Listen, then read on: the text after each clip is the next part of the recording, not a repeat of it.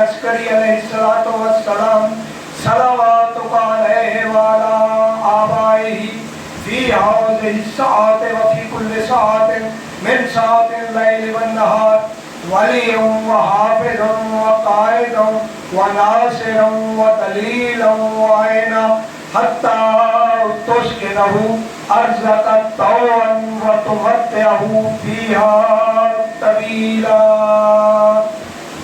اللہم بحق فاطمۃ صلاۃ اللہ سلام اللہ علیہا وابیہا وبالہا وبنیہا وسر المستودع فیہا ان تفعل بما انت اہل ولا تفعل بما انا ونحن اہل ربنا تقبل منا انك انت السميع العليم بجاه محمد وعلي وآلهم الطيبين الطاهرين المعصومين نعرہ تکبیر اللہ اکبر نعرہ رسالت یا رسول اللہ نعرہ حیدری نعرہ حیدری اتحاد کے دشمنوں پر لعنت ائمہ طاہرین کے قاتلوں پر لعنت حسین ابن علی کے قاتلوں پر لعنت آواز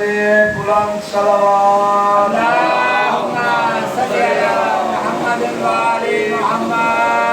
سامعین محترم، جیسا کہ آپ سب حضرات جانتے ہیں کہ میں نہ کوئی خطیب ہوں، نہ کوئی واعظ ہوں اور نہ کوئی ذاکر ہوں.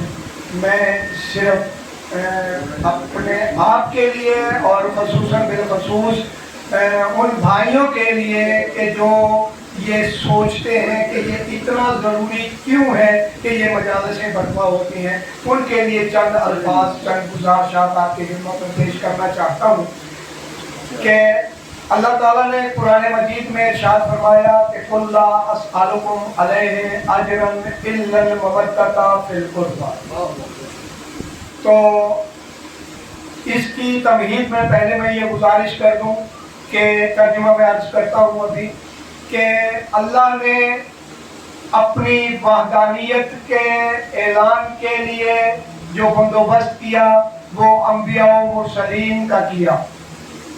اللہ نے سب سے پہلے ہادی کو خلق فرمایا اور پیغمبر اسلام صلی اللہ علیہ وآلہ وسلم کی یہ حدیث مبارکہ ہے کہ کنت نبیا آدم بین الماء والطین، میں اس وقت بھی نبی تھا جب آدم پانی اور مٹی کے درمیان تھا.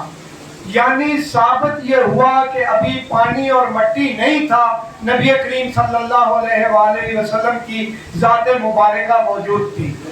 یہ ایسا کیوں ہوا؟ اگر اللہ ایسا کرتا کہ پہلے انسان کو خلق کرتا اور اس کے بعد ہادی کو خلق کرتا تو سامعین محترم اگر وہ ایسا کرتا تو جتنے عرصے کے بعد ہادی آتا اتنے عرصے کی گمراہی کی ذمہ داری ذات واجب پر عائد ہو جاتی. وہ یہ کہتے کہ پروردگار جب ہمارے لیے کوئی ہادی کا انتظام ہی نہیں تھا تو ہم ہدایت کس سے حاصل کرتے. اس لیے اس نے سب سے پہلے ہادی کا بندوبست کیا اور پھر انسان کو خلق فرمایا اور انسان کو خلق کرنے کے بعد اس نے آدم علیہ السلام کو خلافت دے کر بھیجا تھا، وہ خلیفہ بن کر آئے. اس کے بعد انبیاء کا اور مرسلین کا تسلسل جاری رہا. میں مختصر کر رہا ہوں، یہ بہت فصیح و بلیغ مضمون ہے مگر میں چند گزارشات پیش کرنا چاہتا ہوں. اس لیے میں فوری طور پر پیغمبر اسلام صلی اللہ علیہ وآلہ وسلم کی ذات مبارکہ پر چند الفاظ ہدیہ کرنا چاہتا ہوں کہ جب پیغمبر اسلام صلی اللہ علیہ وآلہ وسلم ظاہراً تشریف لے آئے تو 40 سال اپنے کردار سے ان کافروں میں اپنا کردار منوایا. 40 سال کردار پیش کرنے کے بعد پیغمبر اسلام ایک دن کوہ عبیس کی پہاڑیوں پر چند لوگوں کو اکٹھا کیا اور اکٹھا کر کے ان اپنے گرد و نواح کے کافروں کو اکٹھا کر کے ساتھ لے گئے اور یہ کہا کہ یہ بتاؤ کہ تم مجھے صادق اور امین کیوں مانتے ہو؟ انہوں نے کہا کہ یار اے محمد ابن عبداللہ، کیونکہ رسالت کا اعلان نہیں تھا تو وہ محمد ابن عبداللہ کے نام سے ہی جانتے تھے کہ اے محمد ابن عبداللہ، کہ آپ کو صادق اس لیے مانتے ہیں کہ آپ نے زندگی میں کبھی کوئی جھوٹ نہیں بولا۔ اچھا آپ امین کیوں مانتے ہیں؟ آپ کہا کہ ہم اس لیے آپ کو امین مانتے ہیں کہ آپ نے زندگی میں کبھی کوئی خیانت نہیں کی۔ کہا اچھا اگر تم مجھے صادق اور امین مانتے ہو اور اگر میں تمہیں یہ کہوں کہ اس پہاڑ کے، یہ جو سامنے پہاڑ ہے، اس پہاڑ کے دامن کے پیچھے سے ایک لشکر تم پر حملہ کرنے والا ہے، کیا تم ایمان لے آؤ گے؟ انہوں نے کہا کہ ہاں بالکل ایمان لے آئیں گے۔ کہا کیوں؟ کہا اس لیے کہ آپ نے جھوٹ نہیں بولا۔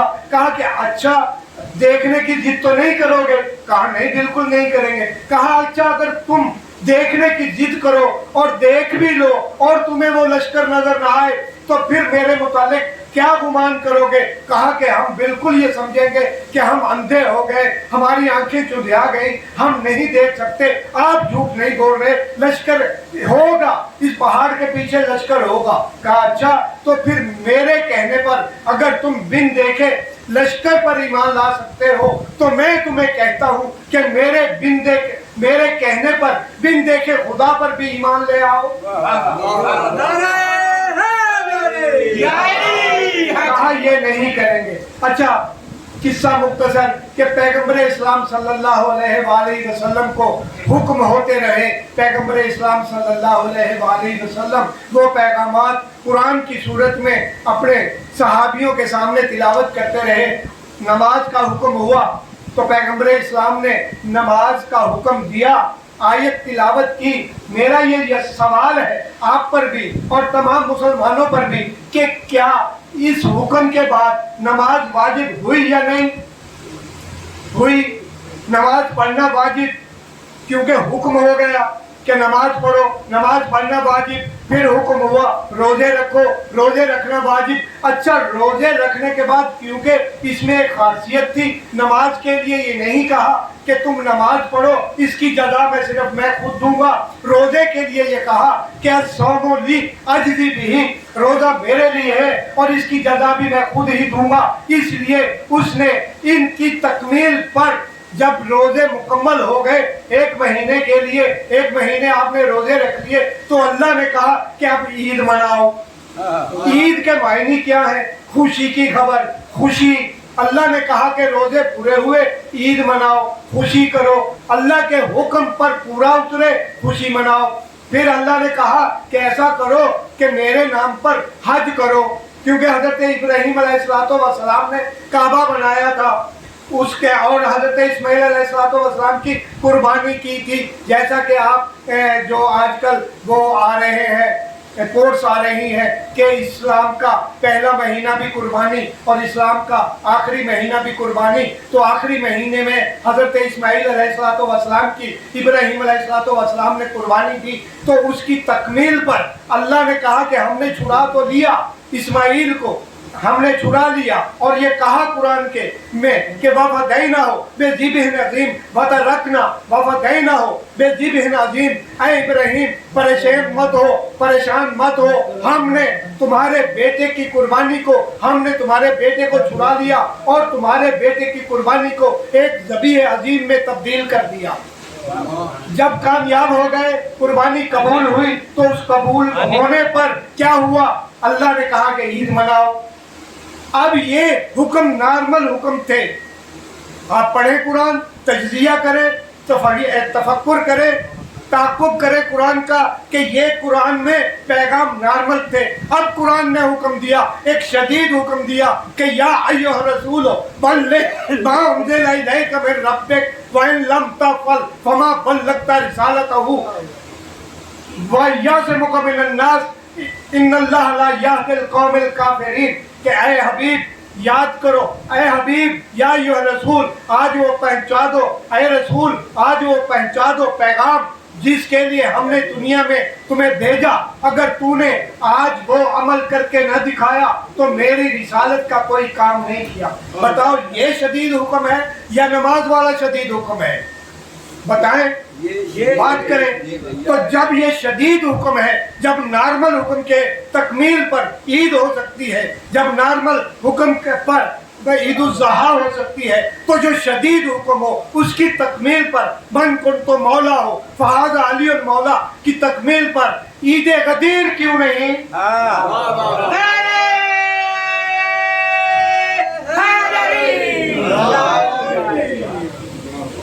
تو ناظرین سامعین محترم, ہے تو بہت کچھ, مگر میں اختصار کرتے ہوئے وما علینا الا البلاغ. نعرہ تکبیر, اللہ اکبر, نعرہ حیدری, نعرہ تکبیر, اللہ اکبر, نعرہ رسالت, یا رسول اللہ, نعرہ حیدری, آواز بلند صلوات, اللہم صلی علی محمد وآلہ. انشاءاللہ اگر انہی ایام اللہ میں کہیں موقع ملا, کوئی وقت ہوا, تو اس کا اگلا حصہ میں وہاں عرض کروں گا.